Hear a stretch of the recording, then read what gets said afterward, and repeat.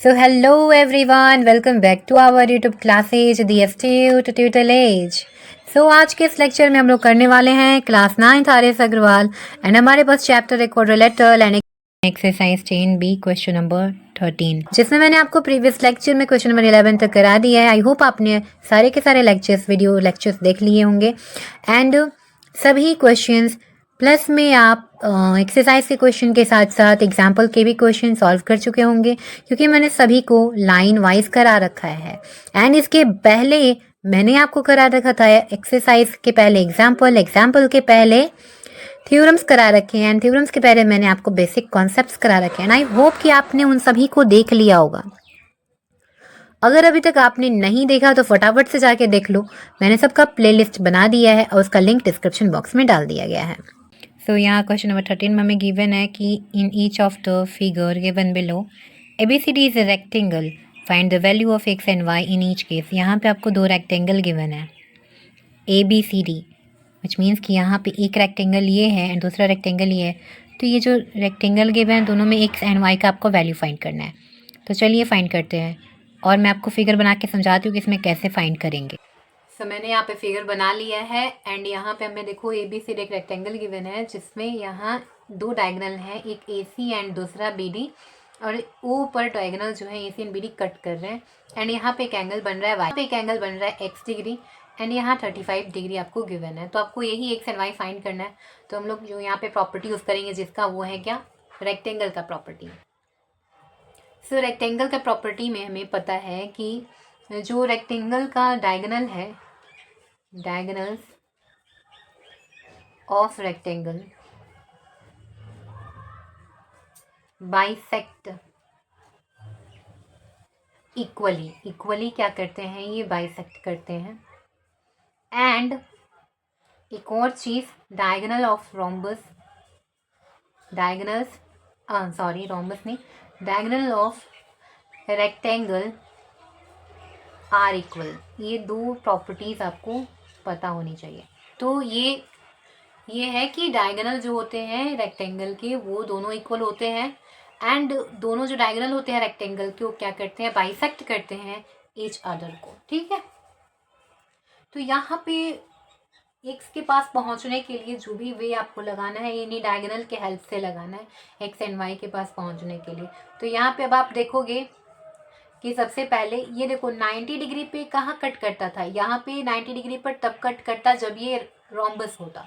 तो हमें 90 तो मिलने वाला नहीं है, तो हमें जो यूज़ करना है यही दो यूज़ करना है कि जो दोनों डायगोनल हैं वो इक्वल बाइसेक्ट कर रहे हैं। मतलब क्या, सबसे पहले तो दोनों डायगोनल इक्वल है तो आप ऐसे लिखना कि जो AC है वो BD के क्या है, इक्वल है एंड जो AC है वो बाइसेक्ट कर रहा है BD को और जो BD है वो AC को बाइसेक्ट कर रहा है।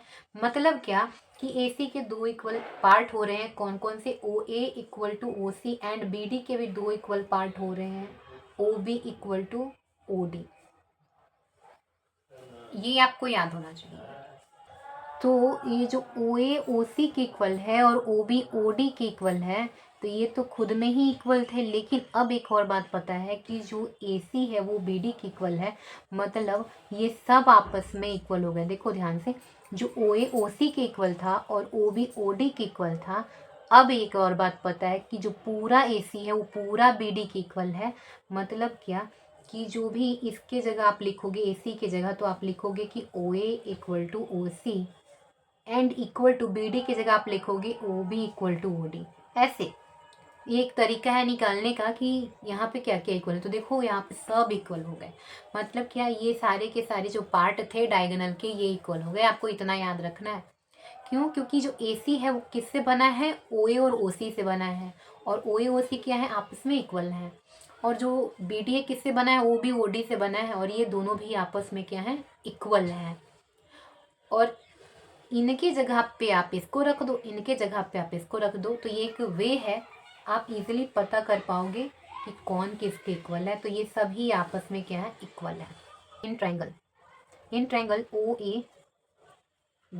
OAB ट्रायंगल में ध्यान से देखो, यहाँ पे OA इक्वल था OB के, तो OA के जो इक्वल साइड जो इक्वल एंगल होंगे सामने वाला, देखो दो साइड जब इक्वल होते हैं किसी ट्रायंगल के तो उनके ऑपोजिट एंगल भी इक्वल होते हैं।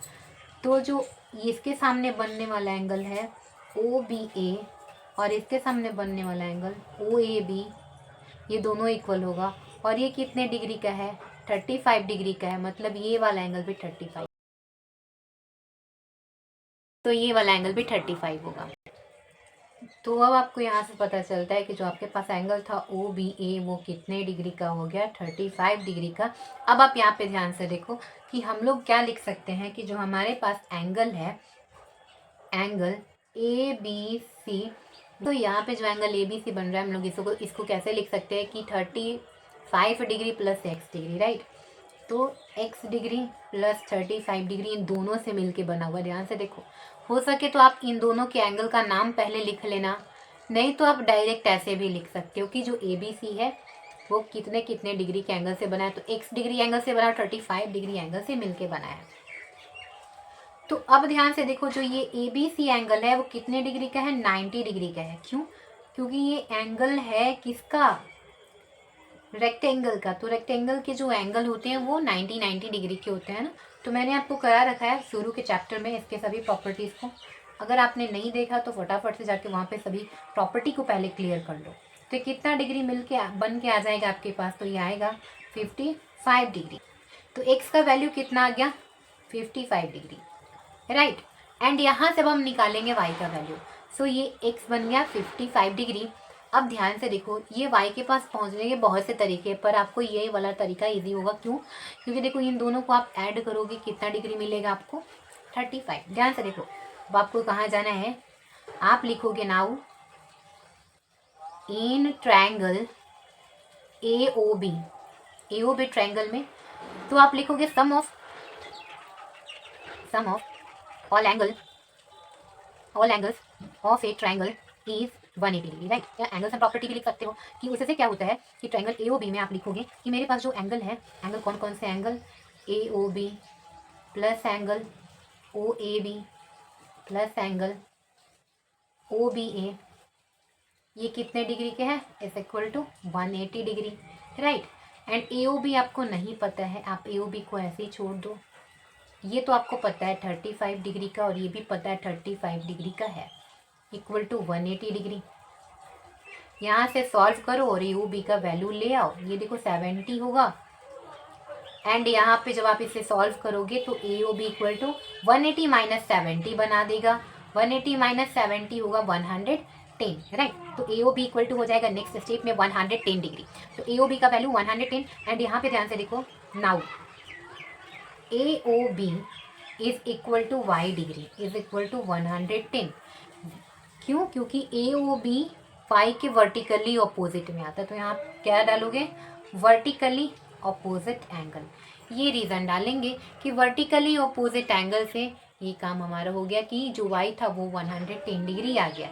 सो आई होप कि आपको अब समझ में आ गया होगा कि आपके पास जो x है 35 वो 55 आ गया एंड y इक्वल टू 110। ये this is your correct answer. तो आई होप कि आपको समझ में आया होगा। 13 का फर्स्ट पार्ट है, अब हम चलेंगे 13 के सेकंड पार्ट में। So thanks for watching. Stay tuned with the STU tutelage.